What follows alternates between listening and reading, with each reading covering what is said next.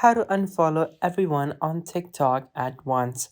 Hi guys, in this video I will tell you about a brand new method through which you guys can unfollow every single person on TikTok.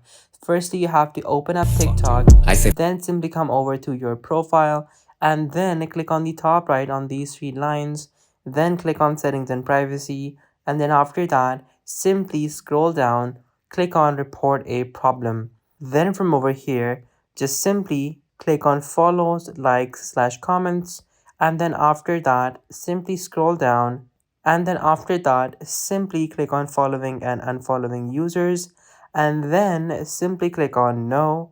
And then after that, simply click on need more help and type in over here that I want to unfollow every single person that I am following on TikTok. And then after that, type in please sort it out. Then click on submit, and you are going to be unfollowed from all the people that you are following right now on TikTok. So, guys, that is how you can basically unfollow every single person on TikTok at once. Thank you so much for watching, guys. Take care. Till next time. Goodbye.